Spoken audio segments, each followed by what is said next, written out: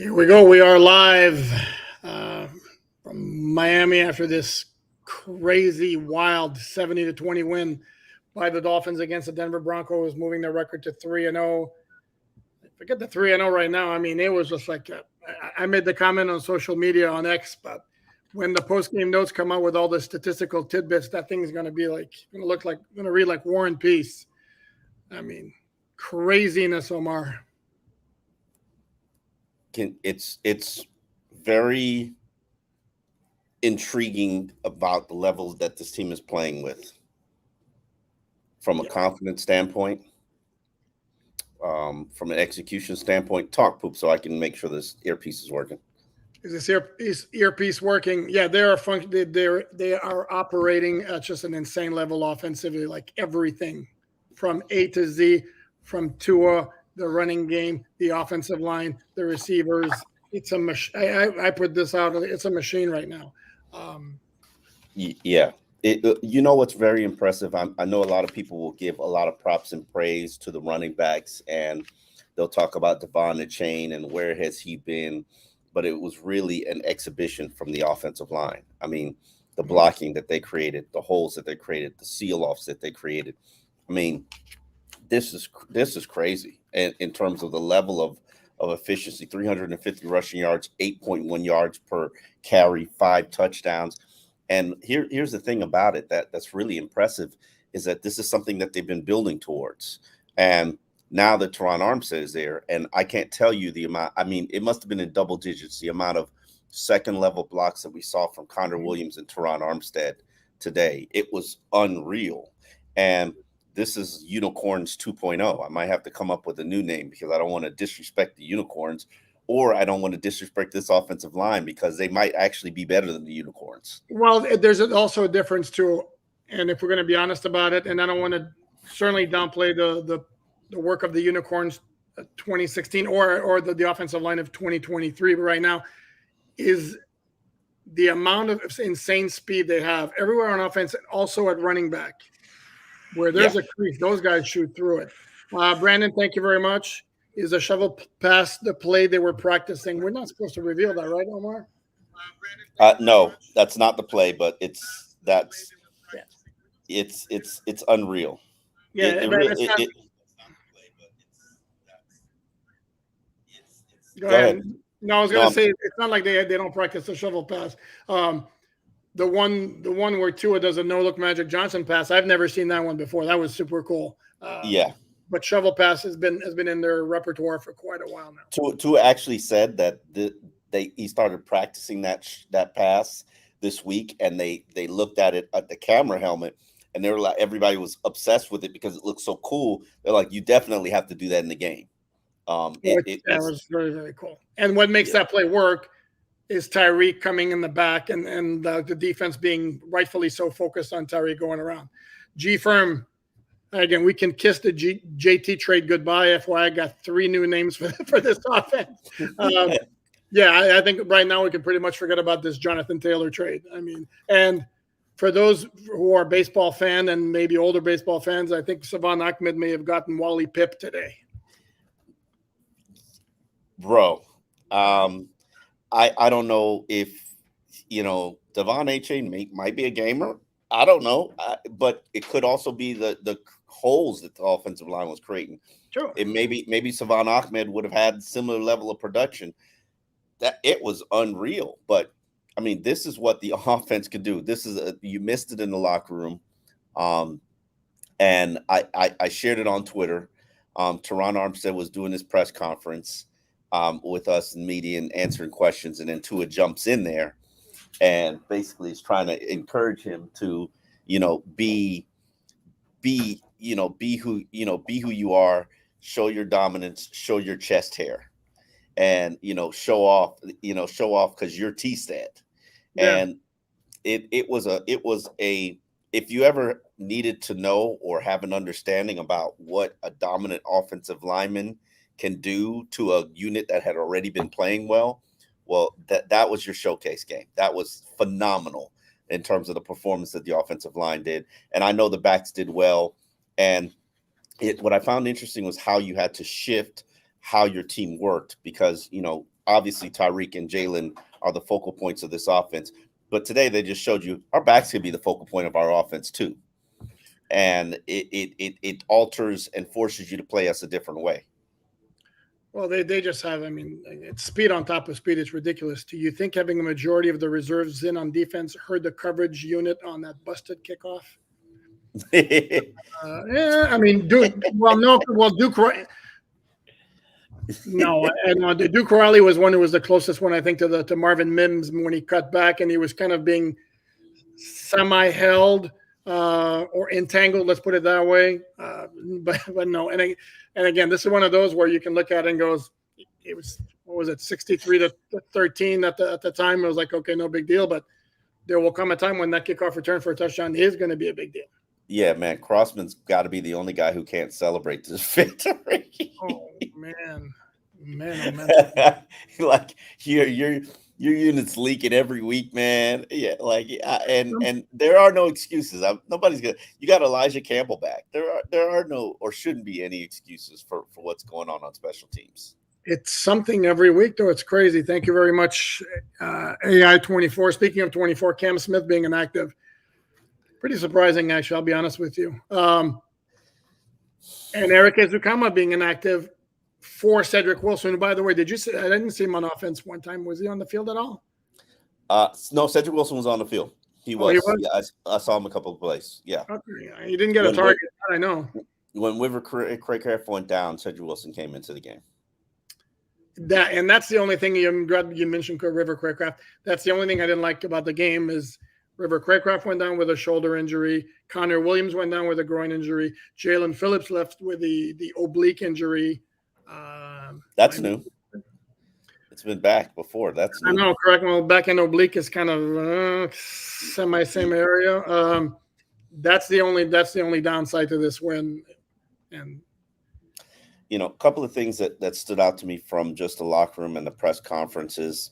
Raheem Mostert is still, and I didn't know he was that guy where he's still holding on to the chip on his shoulder and, the Dolphins courting every back in the universe and flirting with every back.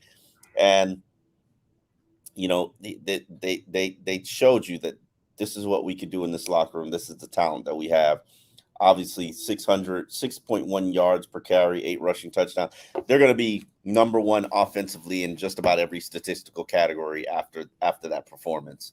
But they've shown you consistently since the exhibition season they can run the ball effectively and they can gain and sustain big drives. Tua's efficiency level, man. Right now he's got a 121.9 quarterback rating, and I honestly would tell you that Tua didn't really go off today. He had some good plays, but dude, how dare you say he didn't go off? He was 17 to 17. Okay. It was borderline perfect. I mean, it was efficient. Hater. But that's his job. But that's his job in this offense. His job. He is the orchestrator. He is the driving force of the offense to make sure everything is performing at peak efficiency. And he was like, he made all the plays that were there. I mean, yeah.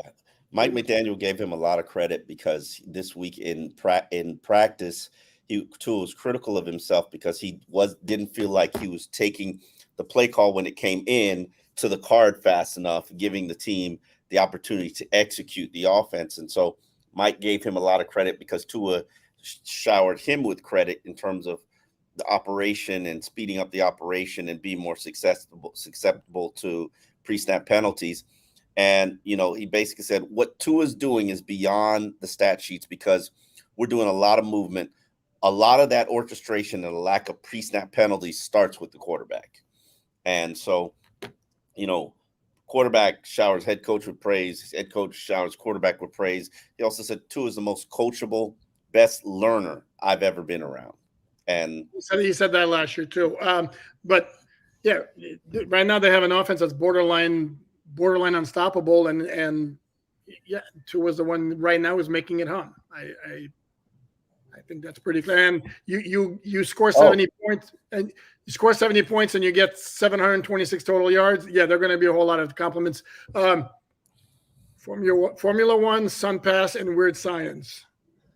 Sun Pass, I might be able to feel that one. This isn't bad. Not Weird Science. No, cancel that. Formula I One. like Weird Science. If you know the movie and Mike McDaniel's, this mad scientist. Mad scientist. Thank you. That's what I was going about. Brandon McNeil. No, we already went through that. Sorry, Brandon. We already answered the question. But no, it was an absolute clinic. And regardless of the fact that the Denver defense is booty cheeks, missing one of its best players in Justin Simmons, this was still a clinic. And again, against the Chargers, it was the same thing. For large portions of the game against New England, the offense is just operating like crazy. You know what's funny? I'm a Vance Joseph fan, but I left this game wondering if Vance Joseph was going to keep his job. I mean, and I understand you're not. I mean, keep his job this week, not this season. No. I'm saying. I mean, we talked to Benjamin Albright. It was like they were wondering why the hell was either one hired to begin with, and this is because you couldn't get Vic Fangio. But here's the thing, and this is part of the issue where I think the Dolphins can really take advantage of teams in the second half. This heat and humidity, this thing is real. It's real down here. It weighs on teams, and that's why you don't see them play or execute at the level that you're used to in the third and fourth quarter. Now, for the Dolphins, they practice in it, so this is nothing. And the fact that how they rotate in players, and you don't notice it during the early portions of the game, but they rotate in wide receivers. They rotate the backs. Mm-hmm. Even Julian Hill was playing in the first half, and that's to keep everybody fresh. He also missed a block on the 4th and 1. Remember that Devon Chain multiple touchdown prop bet that we were talking about with Poker Todd, and I was like, that's crazy. That's crazy. Oh well, there you go. All it takes is one. All it takes is one to hit. There you go. Hold on, we're gonna go here. Brandon McNeil, thanks again. The fact they're showing they can play any style should give us hope come December. Just gonna take a bite of pizza. Oh, take a bite of pizza. Right now, if you don't have any hope, if you don't have hope come December, right now, the way the Dolphins are humming, I mean, you'll never have hope. Again, December is 2 months down the road. Is it 3 months down the road? But again, right now, this is a time to enjoy the ride. Dolphins are playing lights out. They're 3-0. Only undefeated team in the AFC after Baltimore lost in overtime against the Colts. Let me ask you this question. Go ahead. And I do want your answer. Opportunity to set an NFL record, scoring 73 points, kicking that field goal, knowing that you have a chance to make history in the NFL and own history. Do you do it, or do you take the classy route? Yeah, that's a tough one. And by the way, it's the regular season record because there was a playoff game. It was a 73-0 game. I want to say Washington, Chicago, but the 72 is regular season. Man, that's a tough one because again, this is where long after their careers are over, they could always look back and say, "Hey, we set the record that day." Players were very diplomatic and polite about it, as they will be in the locker room, but they wanted it. And it's a funny moment that I got from the stands when the stadium was booing Mike McDaniel for his decision not to kick the field goal. Tyreek turns to the crowd and goes, "What more do you want? What more do you want?" And I totally and it was. I really hope NFL crews or NFL, basically somebody recorded that. You put up 70 points and your fans are booing, and your star player who just had another 100-yard games basically is like, "What more do you want from us?" More? Here's a factor that plays into it. I think there are a lot of coaches who would find very dubious the idea of having Mike White chuck a 68-yard touchdown pass to Robbie Chosen. Early, don't shake your head. No, there are a lot of coaches who would have an issue with that when the score at the time was 53-13. to go deep in the fourth quarter like that. I've seen a lot of teams where that the score gets that out of hand in the fourth quarter, and it's handoff after handoff after handoff. Basically, let's run out the game. So if you're gonna stack 7 in the box and leave a deep threat receiver open, a guy on the practice squad with a quarterback who's barely got any stats to his career, I'm sorry. I am just telling you, Omar, I've been covering this league for a long ass time. And a lot of times I am telling you the protocol is that the score gets that out of control. I don't care who's in the game. And I get your point. This is Mike White's opportunity to play. It's probably chosen his first time he's in the lineup, but there's still something about calling like on a double move, a deep shot up. What was it? 53-13 at the time.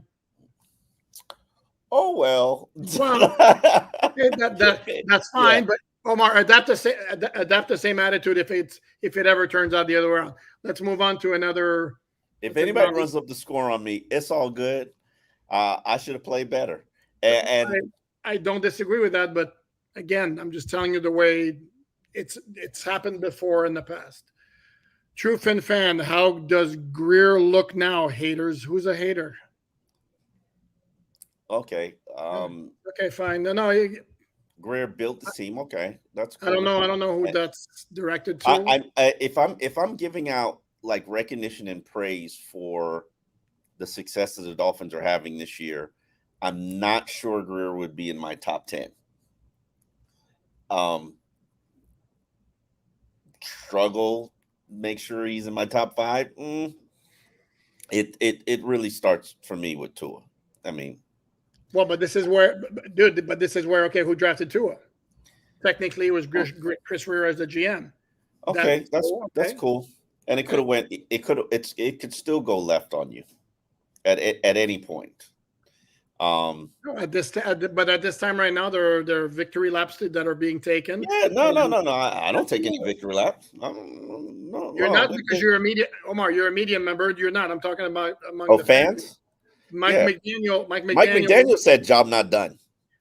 Players in the locker room. You and I understand. You and I understand that, but I am telling. I had somebody ask me the question in the mailbag of like, should I be worried about December? Is this something going to happen? And my point to him was like, why worry about December? Enjoy the ride right now. I mean, regardless of what happens in December, right now they're 3-0, only unbeaten team in the AFC. They're playing. They have the best offense in the NFL right now. Worry about December when December arrives. And they're not healthy right now, and so they could get better. Oh, what was that face for? I didn't do anything. Jesus Christ! You put up 70. Yeah. You put up 70 points without Jalen Waddle. You don't think Jalen Waddle's important? Like, what could you have done with Jalen Waddle? 71. I don't know. It's like oh my God! I take like one look sideways. Like, what are you talking about? I mean, dude. Man, I'm hungry. I'm hungry. I haven't eaten anything since like 9 o'clock. That's why you're copying an attitude. It's all love. Philip, been a fan of both of you. And this pizza's cold and disgusting, but I'm starving. For years. Thank you for all you do. Thank you very much, Philip. Nautical Hippo unicorns have returned. I don't know if we can call them the unicorns. Yeah, I don't. And again, I will say that. Hold on, Omar, before you go. I will say this again. There's so much more speed in this offense. I would argue the play calling in this offense is borderline genius. You don't have, and again, there's like crazy speed at running back, which you didn't have in 2016 when it was Jay Ajayi, who was more of a plundering runner, if we're going to be honest about it. And in 2016, Teron Armstead could play with anybody on that 2016 line. And while the other guys are doing great work right now, Mike Pouncey was one hell of a center. Jermon Bushrod was a very, very good veteran. Laramie Tunsil was a rookie back then, but still obviously loaded with talent. And then Jawan James was the right tackle. So unicorns have returned. Hey, did we ever have a name, the Miami Pound Machine? Yes. Which unit was this? That may have been the offense, maybe in the, I want to say, in the Miami Pound Machine. That rings a bell. Ricky Williams era, maybe, or before that, but that definitely rings a bell. Okay. My whole point is the offensive line. I don't quite think I would put on the 2016 level overall as an offense, though. I think they're much better quarterback, much more speed, many more game breakers. I mean, it's. I apologize. Give me a second. All right. I'll keep looking at these. No, yeah. I'm trying Saint to Eddie, make sure. What are you trying to make sure? What? I thought it was Chris Greer's kids playing ball on the. It's not. Yeah. Tua is a thank you, Saint Eddie. Tua is a super humble dude, but do you think he had Sean Payton's benching him for Bridgewater comments from last year up his Hell yes, he did. Really? You think so? Absolutely, he did. What was that brought up to him? But last year, you don't think last year? No, but you don't think somebody brought it up? And we are 2-1, by the way. Hat tip for one, like an absolutely great tweet, post, whatever you want to call it, saying Sean Payton was right. Tua would be benched for performance at some point because he got benched for a great performance. Get it? That was a great tweet. But yeah, and I'm going to go back to the point that you and I have made before. Players will say all they want. Nah, don't worry about outside stuff. They know practically everything that's said about them when it's derogatory, and they use it for fuel. Absolutely, no question about it. Roberto, thank you very much. Thank you, Roberto. I'm honored and appreciate that. If you were Vegas, what would you set the Miami Dolphins at Buffalo game line at? It's actually set already at, or was this morning when I did the pregame show for QAM, set at 3 points, Buffalo. I'm not 1,000% sure. It was 3 or 7. So the line, no, there's zero chance at 7. It's Buffalo by 7. Zero. It was probably 3 points. I didn't even know this until today. The line is set for like weeks on, and I guess it just changes. No, it just changes, and they'll put out opening lines, like the new opening lines, usually Sunday night. It's at Buffalo. That's where usually worth 3 points. The Bills won 37-3 at Washington today, so that's also a very impressive win. So yeah, I'm guessing then it looks okay. Which way do the handicappers feel in terms of the better team? So I think Buffalo -3 is reasonable. It could even be -2.5. I have this opinion that a lot of things that Miami is building up and saving up, they've saved up for Buffalo. Because I still haven't seen these. A lot of these things I'm watching now are new. Like, I haven't seen any of this stuff. And that's what offenses are supposed to do, and they're supposed to game plan. But there are probably about 20 really good plays offensively that I still haven't seen.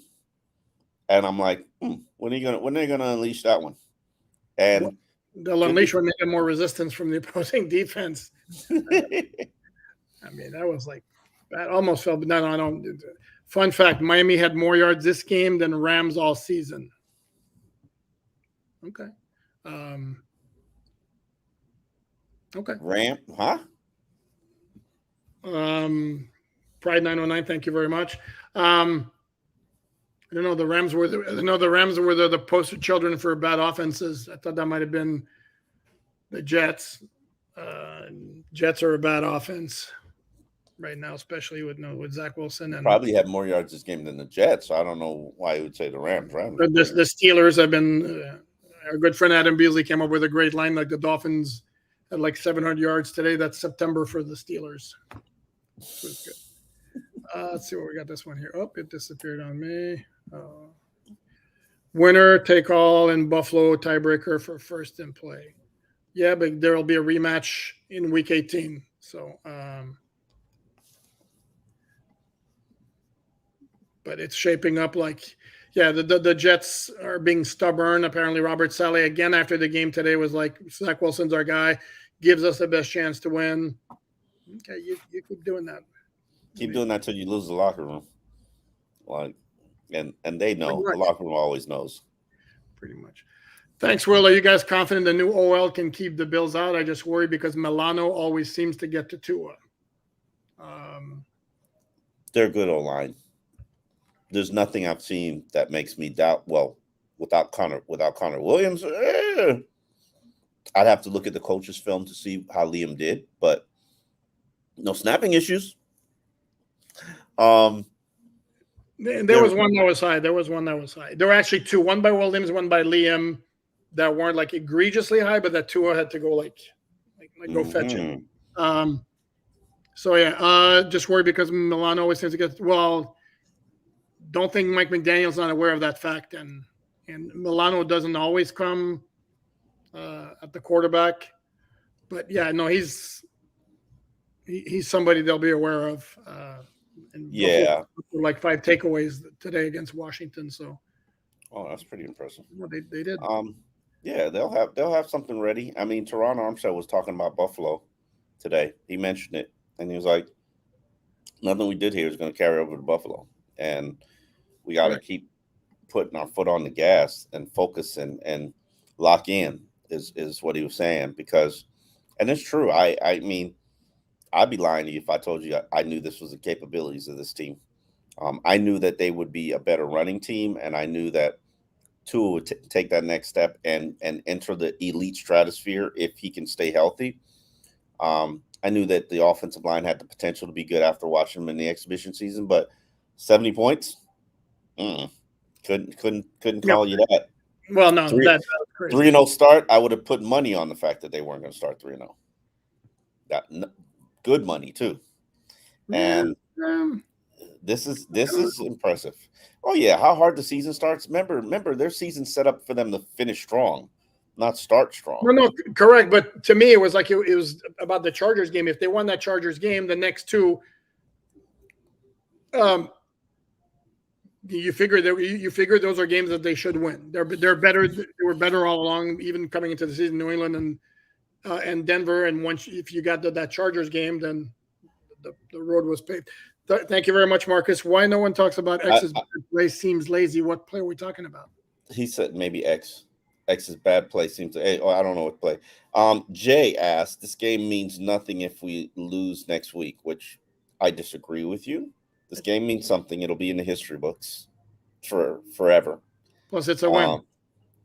No, not that it's a win. They set franchise records. They did, but still, it's a win. I mean, absolutely, the game will mean something. I mean, next week is next week, and it's probably the matchup that the players have been waiting the longest for and looking forward to. And don't mistake it. This team is built to beat the Buffalo Bills. That's what they're built for. Did I say that they can do it? I don't know. I think they're built to be good. I think they're built to beat any team. I don't know that they put their team together specifically. This is how we combat the Bills.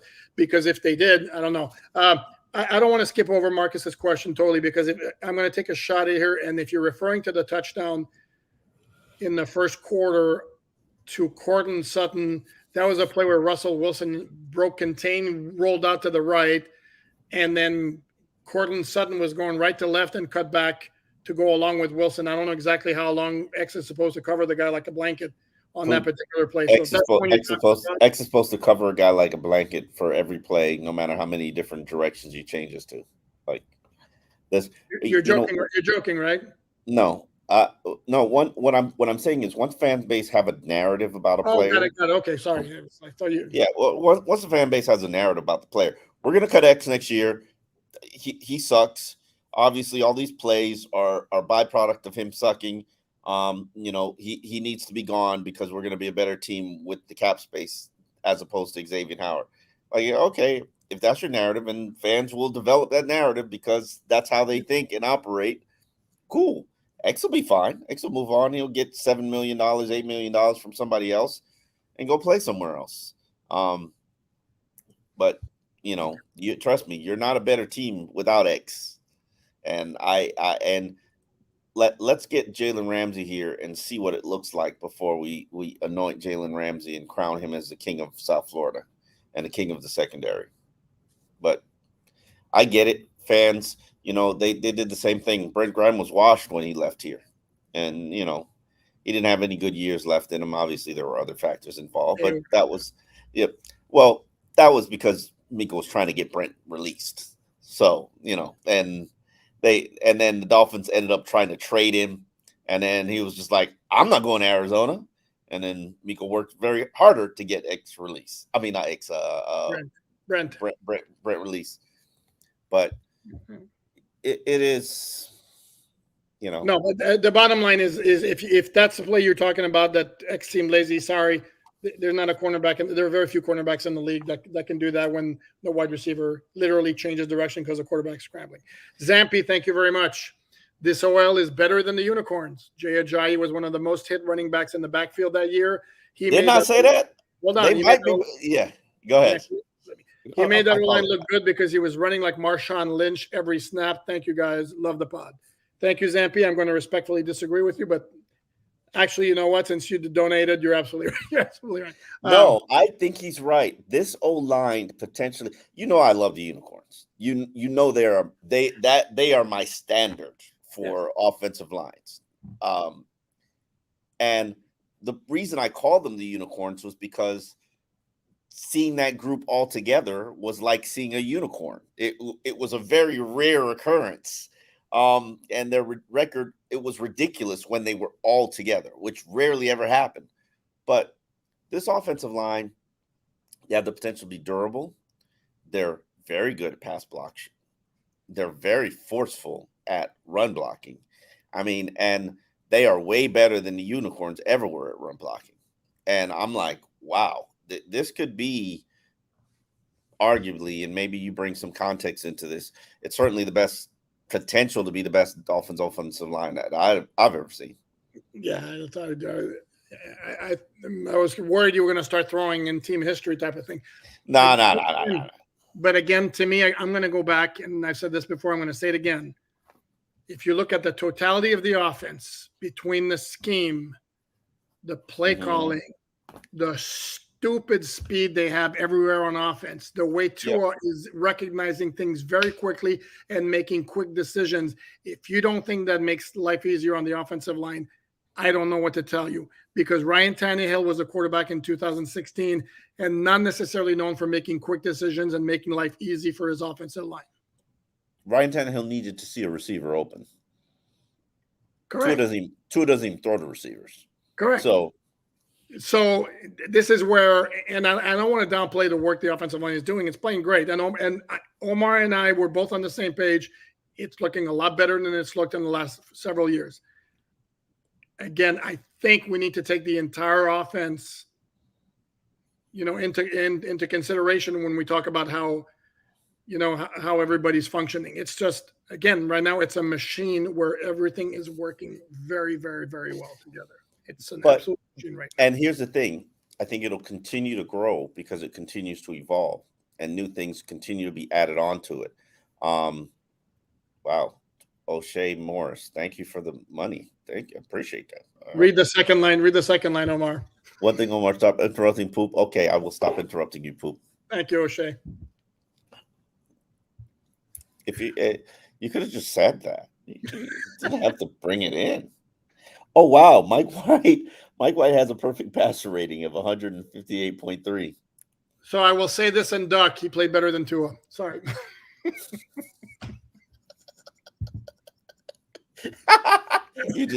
You're asking for it. You're asking. to be said. By the way, I'm joking. No, I made a joke on Twitter at one point. Like, if you remember, I think their first two touchdown drives, they didn't face one third down at all.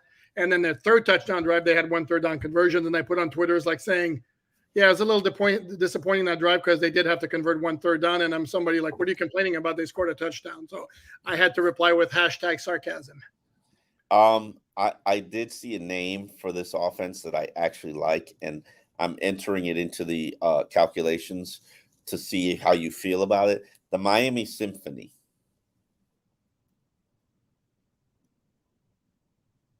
No? Okay. All right. But it doesn't do it for me. I mean, if most fans like it, we'll go with it. Moya TV, thank you very much. How about that? Chris Brooks looked good to me. He looked good to Omar and I the entire summer. I won't take credit for him.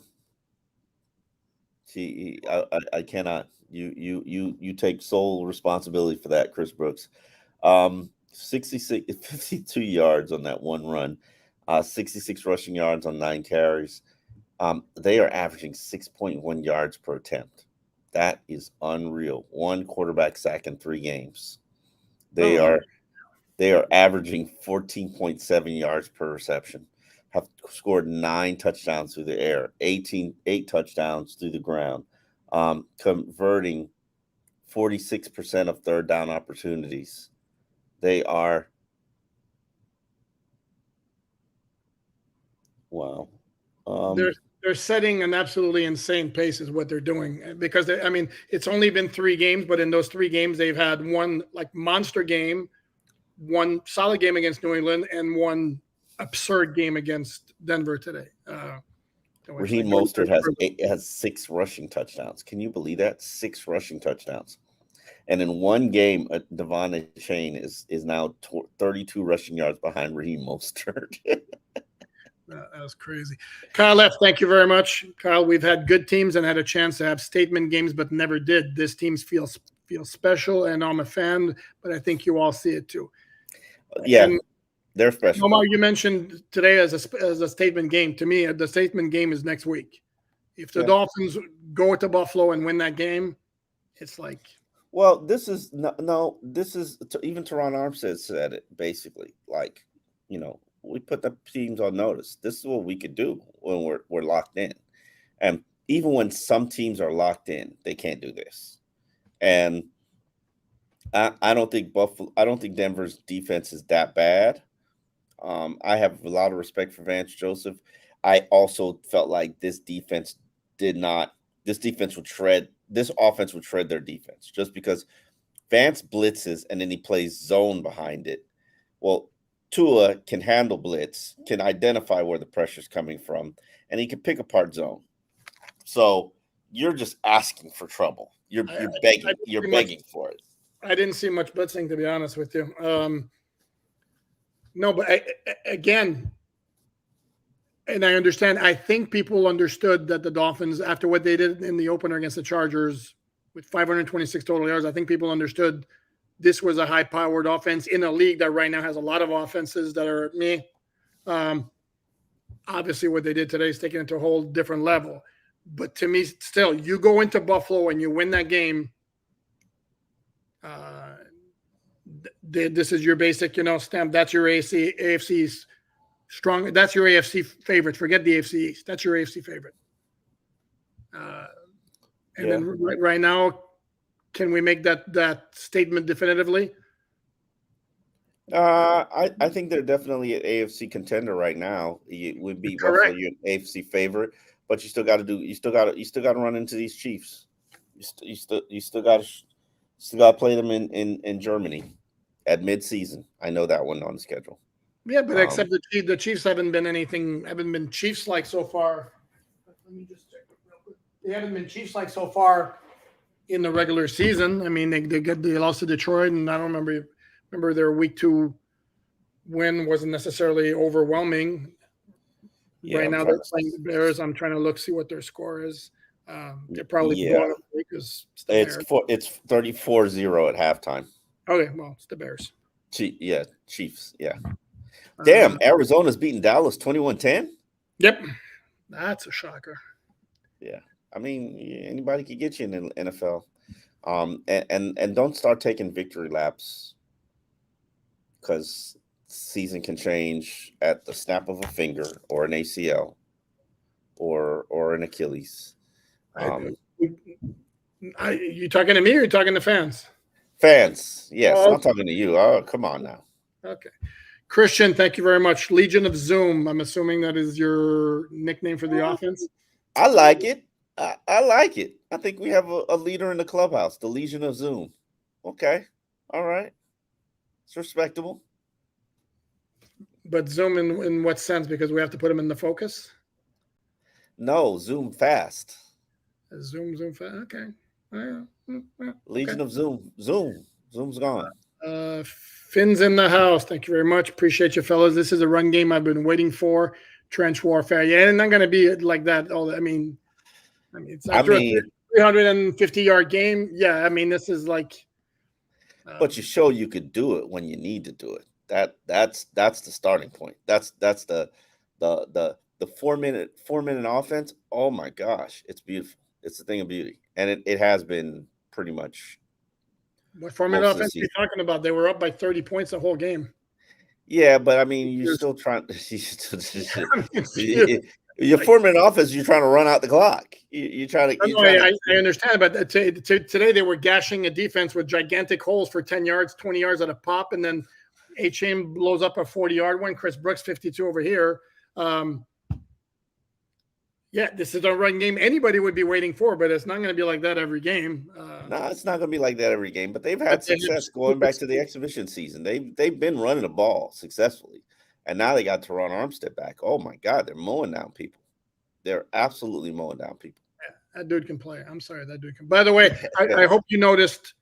I remember what play it was. It was a long run up the middle, maybe 15 yards, where Robert Hunt just pancaked the crap out of a defender. I mean, literally wound up on top of him, and I made a point of it on X or Twitter. I'll go back and I'll look for it. Connor Williams had some good blocks too, other than. Yeah, Connor Williams. I mean, Connor Williams is O lineman number 2. Had a lot of this too. Oh, really? Yeah, got called for 2 penalties on one drive. Did they overcome it? Two was like, penalty. All right, no problem. Let me get that 1st and 15. Yes. Love your work. Come a long way since 2019 opener. Thank you very much. Yeah. you could say that again. Holy smokes. The 59-10 game against the Ravens. Woo wee. Man, that was the tank special. They weren't even trying. That game was like, that was, if you do look at the point differential, you go from minus 49 to plus 50. That's quite the turnaround right there. It's cute. I like it. I like it too. Let's see what else we got here. Can you imagine Ryan Tannehill running this offense and executing it? You made me think about it. I'm just like, yeah, no. If Tua wins NFL MVP and the Super Bowl this year, where would that place him in Finn's all-time QB ranking? Would that jump Marino? Thank you, T. Goods, by the way. My screen is frozen because I can't answer that question. I don't want to answer that question. The only issue there is that it doesn't put Tua in the Hall of Fame, and Marino's in the Hall of Fame with all the passing records around the league in his career. By the time he left, they've since been broken, but still, yeah, no, sorry. Good answer. No, I would put him in a special place, as you know, because Marino did win NFL MVP in 1984 as well. He didn't win the Super Bowl. Highest honor. Sorry? I mean, if Tua did that, not even just the MVP honors, but brought Miami's Super Bowl, I don't think anything could be greater in the sports landscape, and that includes any championship, because you know what we care about down here, it's football. And I agree. It would be greater than anything that I hate to put disrespect on the 72 team, but man, because it was a different time too. It was a different time. First of all, I wasn't living here, but it was a different time too. And here's the thing, though, T. Goods, is ask that question to somebody, to a Dolphin fan who's, I don't know, 40, 45 years old, who lived through the Glory Marino days. I think you would get some pushback on it, to be very honest with you. And then Bob Greasy's on a whole different factor, because he was also a Hall of Famer. He wasn't a guy with big passing numbers. He was just, the captain of the offense, on an offense that won with the running game, with some occasional passes sprinkled in, and a strong defense. And he also was NFL MVP in 1977. Go ahead, Omar. You're laughing. Karen S. says, and I like this better, Legion of Room. Legion of Room. I like that. I like that. That's good. That is good. It's better than Legion of Zoom. Legion of Room. And no disrespect to Legion of Zoom, but that is awesome. See, that's what a thinking crew of people can. We got think tank this. Legion of Room. I'm gonna work on that. That is awesome. All I got to do is introduce it to Tyreek Hill. It can take root. It can grow legs. Matt Fleming, thank you very much, sir. Appreciate you guys' love today. But how does McD keep this team's feet on the ground for Buffalo? Those last 30 points. You know how he does it? He continuously reminds them of what happened to them last year. And he's done it over and over and over again about them feeling good and then going on that 5-game losing streak and not being able to come out of it. And he just reminds them over and over again. And he said something today that I thought was very telling. He was just like, or maybe, I don't know if it was today, but, this is not what we're working hard for. This, and he talked about not going for it for the record. He said, let me quote him accurately. So, while you look up, give me a signal when you have the quote. I'll just say one thing while you look up the quote. You want to know why he keeps his feet, how he keeps his team's feet on the ground? Saying, guys, we're playing Buffalo. That's all he needs to say. The feet will be firmly on the ground. Okay, he said, it's not really what we're about. I'll be fine getting second-guessed by turning down NFL records. I'm very okay with the decision. The leaders of the team support it. The captain support it. That's not the way you want to get the record. That's called karma, and I want to keep good karma with the Miami Dolphins. I'm not sure if that was the one I was looking for, but that was pretty damn good. Huh? Keep good karma. I like that. Yeah. Chasing points, chasing records is not what we came to do, is what he said. Basically, that they're not scared to talk about Super Bowl. They're not scared to talk about playing in February. This team, first time I've ever covered a Dolphins team, they are like, yeah, we're good, and we're gonna be in the Super Bowl, and we're gonna be playing for the Super Bowl, and we're gonna be one of the up. Yeah. I've never heard that. I've heard them say like they want to play for a championship. I've never heard anything as they talk about Super Bowl. First time I've ever going to play in the Super Bowl. No, we're playing for we're shooting for the Super Bowl. Super Bowl is our goal. Yeah, sure. They made the playoff. They made the playoffs last year. They don't have any reason to be shy about shooting for big goals. I mean, this is a really, really good team. They limped into the playoffs last year. They didn't make the playoffs. They limped into the playoffs last year. Somebody wheeled them in. They didn't make the playoffs last year. Sorry. This is where I'm going to point out that they were without their starting quarterback for 4 games. Danny, thank you very much. When do the Fins wear the throwback jerseys? In week 8 against the New England Patriots, and in week you would know this 15 Dallas Cowboys. 15? Yeah, Christmas Eve against the Dallas Cowboys. Okay, those are the 2 days. On Christmas Eve. Yep. All right. Legion of Room. He had more touchdowns than incompletions. Yeah, that was some great game he had. I gotta look at that, make sure that's true. Wow. John Moore L, thank you very much. Hats off. Glad you figured out super chats. Thank you. Hey, we learned. It takes us a while, but we learn. Oh my God, Tua had more touchdowns than incompletions. I did not know that. 3 and 4. Yep. How about that, Mr. Dude? Thank you. The best surf on turf. Fins up. Sorry, I like Legion of Room better. Sorry.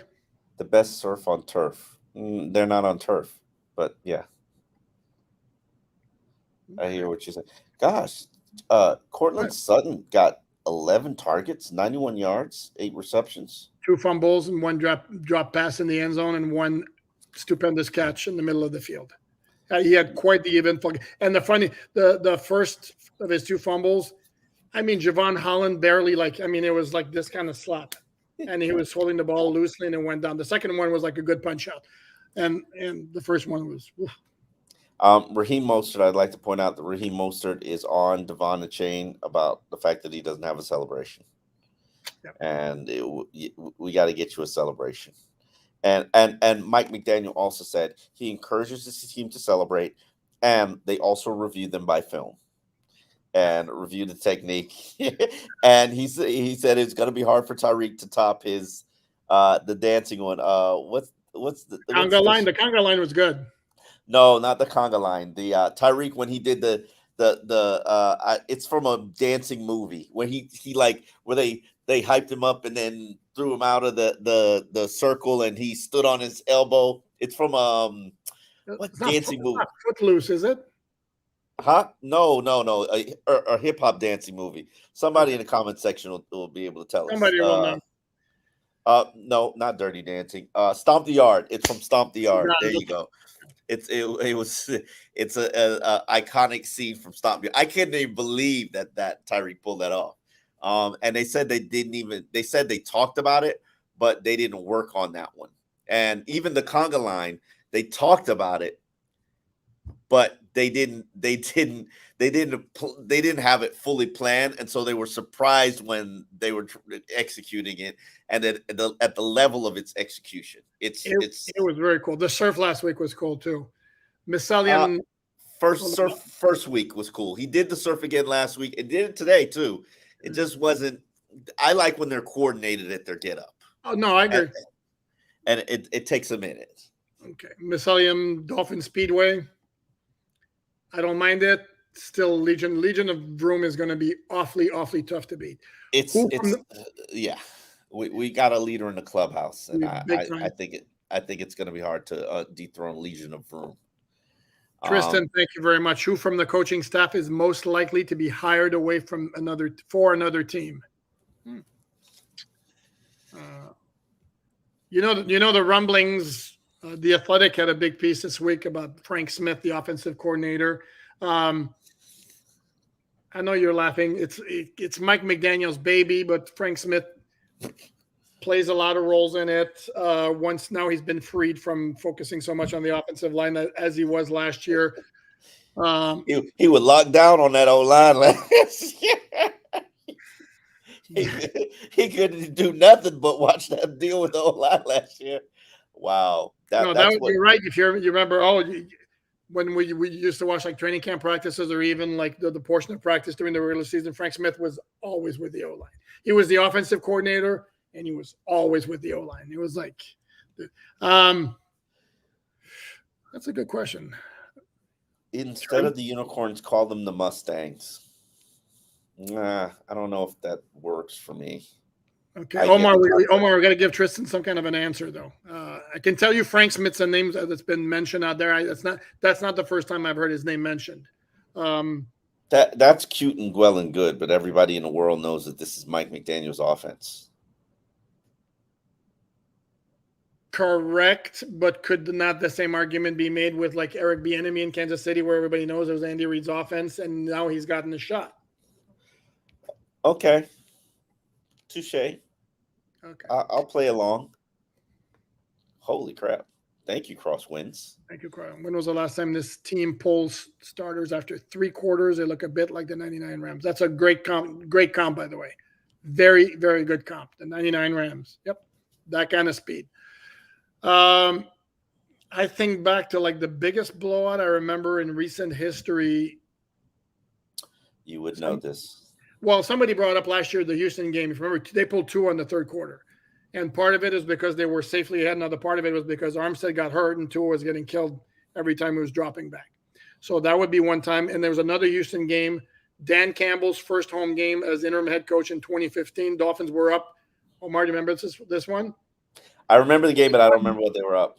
41-0 at the half. It was crazy. I don't remember exactly when the starters were pulled. They wound up winning only like 44-26 because Houston kept scoring in the second half, and Dolphins had kind of stopped a little bit. Somebody says, H says, a chain reminds me of Chris Johnson, and I do not see that comparison. Slim Dolphin Cutter. It's a cool name. How happy were you when Robbie made that touchdown? Even Mike McDaniel today basically said he doesn't have to be here. He could be elsewhere. He wants to be here. And I firmly do believe that. Like I think teams would be out of their mind not to be asking Robbie Anderson to come be on our 53 and not the practice squad here. And so I felt like it was a tremendous sign of respect for Mike McDaniel to elevate him for this game. They didn't have to, and utilize him and incorporate him. They didn't have to. And watching the players celebrate him. Who was it that celebrated him when he was coming off the field today? I can't remember who it was, but it was such a prominent player, and I was like, man, that's a lot of respect to put on Robbie. And wasn't Tua? No, it wasn't Tua. No, I'm talking about when I saw them come from the field after the game inside the tunnel. Oh, got it. Okay. And listen, there's a possibility if the River Craycraft injury winds up being, and I'm not going to play doctor here, but he was tackled, landed on his right shoulder, so the possibility does exist that we're looking at a separated shoulder. If that's the case, is that bad? Yeah. I didn't. I don't know if it was that bad. I'm just saying that. Yeah, Mike McDaniel after the game, that was on Connor Williams and Jalen Phillips. Yeah, Jalen Phillips. Yeah, River Craycraft. Man, that would be a bummer. But no, the point I was making though, if it's or whatever it is, it was a shoulder injury. It was very obvious when he got up. He was like kind of holding it down. That if it's a multi-week thing, they could put Craycraft on IR to bring him back later on, and then sign chosen to the 53. Saying it again, as media members, how do you guys benefit from covering a trending winning team? Are there a ton of media requests for local insight? Wow, you're just gonna give me the better the team does, the more work we get, the more people reach out for us to but I will always acknowledge this, that people pay more attention to podcasts and stories when teams lose. Not that it benefits you or the site or the podcast, but people want to hear what others have to say. In a victory, they generally just celebrate and they don't tune in. They don't pay attention. But ultimately, the better the team does, the better we all do. And as an outlet that really relies on the fans, which all Dolphins is, we thank and appreciate your support, your continued support, your loyalty, your commitment, your contributions, because this is how we support ourselves. So it's a new world and day in this media landscape. And right now, go ahead. No, I was going to say that also chances are that we also want you guys to check out our written content on alldolphins.com along with the podcast. And generally speaking, fans would prefer reading about a win than a loss. That's number one. And I would also tell you the worst thing for media members is a 500 team. If Apathy. It's a complete train wreck, then you start thinking, okay, what needs to be done? What changes need to be done for it to get better? What high draft picks are you going to get? If the team is winning, everybody's enjoying the ride. What are the possibilities? Playoff, Super Bowl, and all that. If you got a 500 type team, that's no bueno. Apathy. I like the confidence level that this team is playing with. I like the internal belief that they have in one another. I like the confidence that they have in Tua, because I've seen so many Dolphins teams and franchises not believe in their quarterback. And I'm talking every level of it. Hell, even Brian Flores didn't believe in Tua. And that filters through. And right now, players believe in Mike McDaniel. They clearly believe in Vic Fangio. I'm kind of I don't know. I don't like it. I don't like this defense. 3 takeaways though. Okay. Marcus Nesbitt. Thank you, Marcus. Very good question. So glad you guys started this channel. Still think A-Chain is a duplicate of Ahmed? Yeah, kind of, sort of. I'm gonna ask the same question that Omar just asked. Had Savon Ahmed gotten the carries and the shovel passes that Devon A-Chain got today, are we so sure he wouldn't have gotten the same results? I cannot tell you that he could not have. And I honestly, I'm gonna be completely transparent. Never saw this in Devon A-Chain. Never. This is crazy. This is ridiculous. But I knew he would be a heavy player in this game because I'm sorry, Omar. I'm sorry. What? I knew he'd be a heavy. You sure about that? Didn't we have an over/under this morning where I said 10 touches easy, and you were like me, and you put your number at 8? Oh, I would have never put it at 18 touches, but I mean, when I say 10 touches, that's 8 touches. That's a heavy workload, right? Who else 10, gets 8? 10 touches for the second back on the team. I know. Like Tyreek gets 11 touches a game. Like what do you like 11? Like he's a wide receiver. The other guy's a running back. I'm trying to get you to acknowledge my win on this one. Oh, you won. Yeah, I didn't think he would be 10 touches. I was like, that's crazy. That's crazy talk. Here he just walks away with 18 touches. But the game was a blowout. They're playing their number 2 back. It just so happened playing their number 2 back against a defense that's completely gassed. They've got no legs, no motivation. They don't care. They don't even want to be out there. And you're refusing to give credit. You're refusing. You're trying to discredit. The dude ran for 203 yards in a game. How do I take credit away from that? I'm playing. Marcus, all kidding aside, they are duplicates in the sense they have this. Yes, they have the same body type. They have the same quickness around the line of scrimmage. What we said all along, in a straight line, A-Chain clearly is faster. Their teams watch the coach's film and don't know how to tell who is who without their shoes on. They can only tell them apart because of their shoes. Yeah. Like, trust us, they look alike. They run alike. They're similar style players. It's not just us. And A-Chain, if A-Chain had been better than Savon, he would have been playing ahead of Savon. Trust me, the Dolphins have nothing invested in Savon. Savon played ahead of him because he had earned that. Now, clearly, what do you do with A-Chain? The cat's out the bag, man. You get 2 paces out the tube. You can't put it back. It's out there now. Like, what do you do with that? Like, you got to play him now. Which brings us to our next question from Antoine. Thank you, Antoine. How does a running back depth chart look after this week? Same way that it looked this week. I agree. Mike McDaniel's never moving away from Raheem Mostert. It's just not happening. Nor should he. There's a reason why A-Chain ran for 203 yards, but Raheem Mostert is the guy who scored 4 touchdowns in this game because Mike wants to make sure you know I love you and I appreciate you, brother. Here's 4 touchdowns.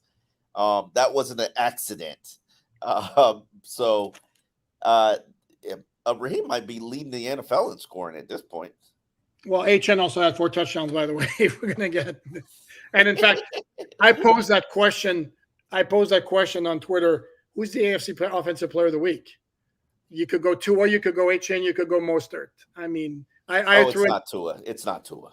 Well, because he won it in week 1. I think it's probably HN. He's a rookie and he got 203 yards rushing, 4 touchdowns. I think he's going to wind up. Man, would people who picked him up in fantasy be super excited? Yeah. I don't even play fantasy, but this is crazy. It's really crazy.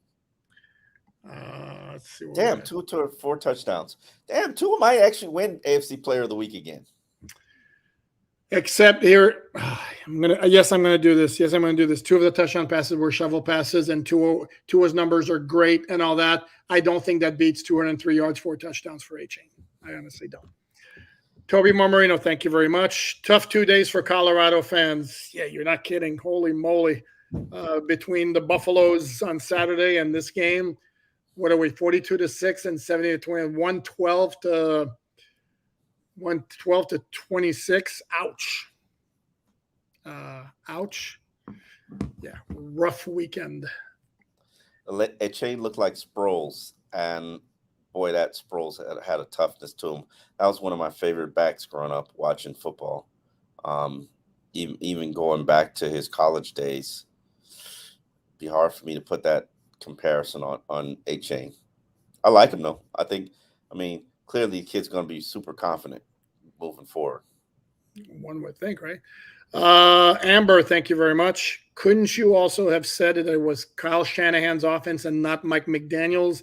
Maybe Frank Smith is next. I don't really think that, but maybe true. No, that's a very good point you make, because obviously Mike McDaniel's taken Kyle Shanahan's offense and added his own tweaks. It's not Kyle Shanahan's offense. It's Mike Shanahan's offense. Okay, but you know what I'm saying. Correct. Yes, that Kyle Shanahan's utilizing and pretending like it's new, and then Mike McDaniel is adding more motion. Oh man, Ocean Breeze, I do commend you. Emmanuel Agba, who would have ever thought he'd have an interception and a sack in one game? How about that? You didn't just hit me with a how about that? Okay. Okay, hold on. Let me do it the right way though. How about that? Yeah. But people need to know that you use that how about that as a weapon all the time. I find it funny. Whenever Poop wants to be a smart, you know what? He says, how about that? If you know what the reference is. But if you notice though, when Phillips left the game, who was it who got the first snap? Says the edge defender opposite Bradley Chubb. It wasn't our friend Emmanuel. It was Van Ginkel, right? It was. Had a couple of like a little nice sequence there too. Had some plays again. He was playing with Jalen in the game. They were rotating. They were rotating They were. And I saw him replacing Bradley Chubb too.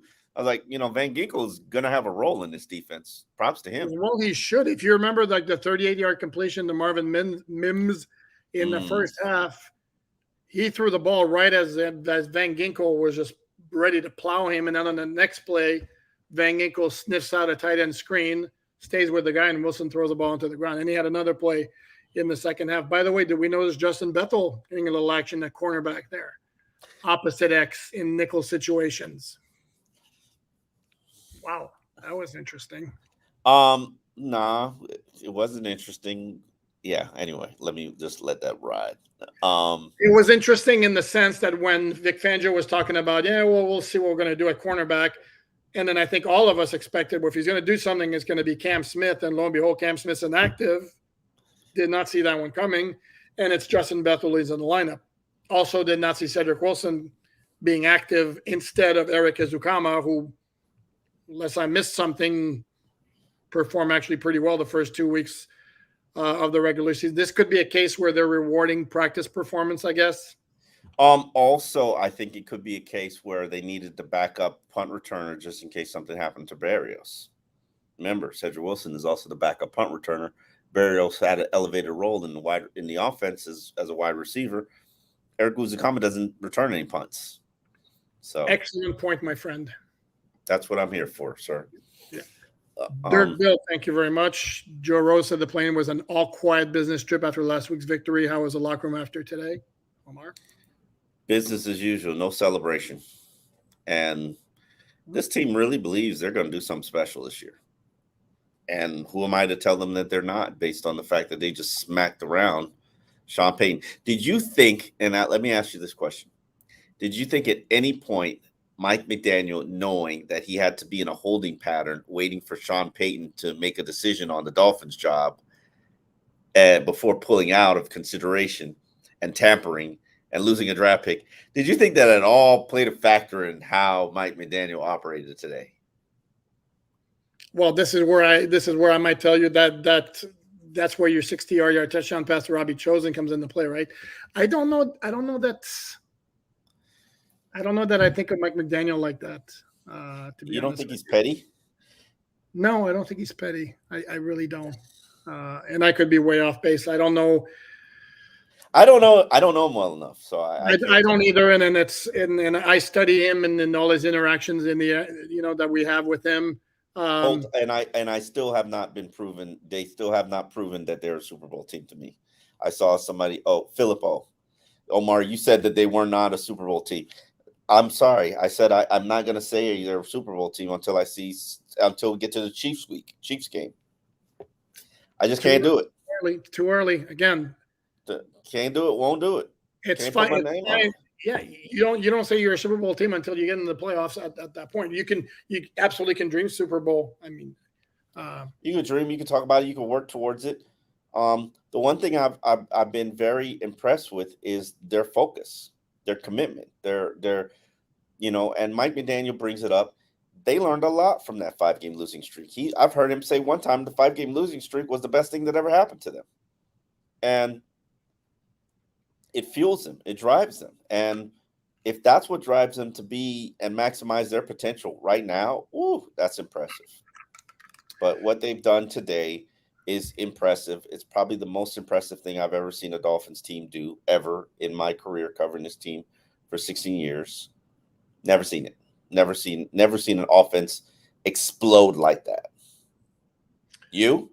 Start to finish? No. The first half against Houston and in Dan Campbell's era. Yeah, they had like 85-yard touchdown run or screen pass to Lamar Miller, 50-yard touchdown pass to Jarvis Landry. They had another 54-yard pass to Rashard Matthews. Yeah. That first half was completely crazy.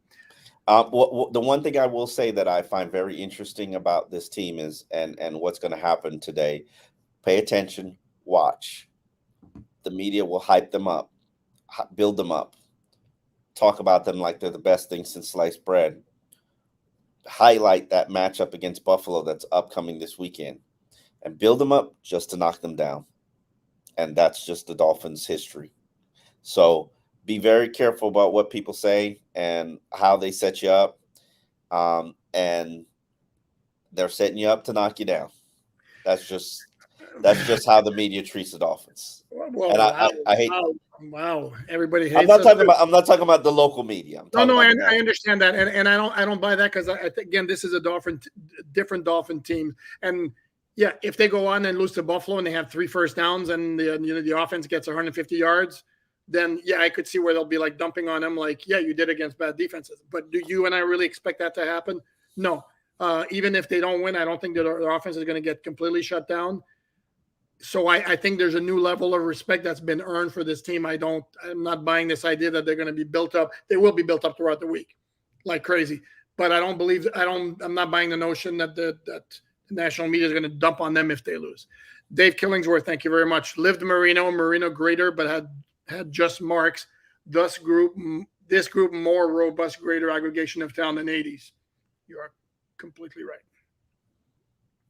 In my very humble opinion. I wouldn't even be able to recollect the 80s. I liked Keith Byers. Poupart is a 90s players. What's that? What? Was Keith Byers a 90s players? 1993, 94, 95, and then had a falling out where. Thank you, Rain Man.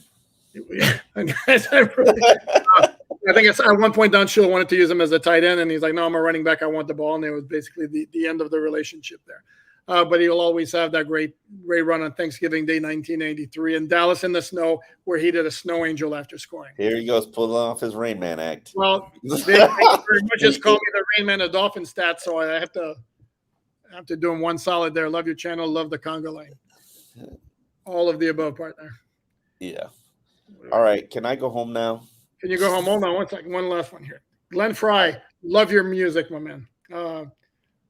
Glenn Fry was one of the founding members of the Eagles who unfortunately passed away a few years ago. So that was a play on the name. Flight back to Seattle from the game. What a day. Listen to you guys every day. Keep it going, West Coast Dolphins. Thank you very much, Glenn. Much appreciated. Love the West Coast Dolphins. Yes, sir. Best Dolphin fan base out there. You have said that. Okay, Omar, you can go home. I'm going to go back to writing a couple more stories for alldolphins.com, recapping this absolutely insane, wild, crazy ride of a game. Dolphins winning 70 to 20. Explosion of offense. In case you're wondering, since I do this all the time, yes, this was the first time in Dolphin history there was a 70 to 20 final score. First time in NFL history, actually, from the good folks at Pro Football Reference who call it scorigami. So, Omar will be back tomorrow. Be fun to actually revisit this game. This is a game you can talk about for quite a while. But until then, I want to thank everyone. I'm moving on. It's Buffalo week. It's on to Cincinnati. We're on to Cincinnati. We're on to Buffalo. See, to me, I turned the page. I want to look back and revisit the game Wednesday when they start preps for the next game. That's when I turn the page. I need to be locked in for Buffalo, man. Okay. Locked in. Okay. It's a big week. Okay, as always, he's going to be there to tear you down. Okay. Yeah. Can I thank our people right now? Yeah. Thanks everyone for joining us on this absolutely great day. As always, please subscribe, like, download. Click the stories. Check out the stories on alldolphins.com. Everything is for free. and we shall do this again tomorrow. All righty. Take care, everyone.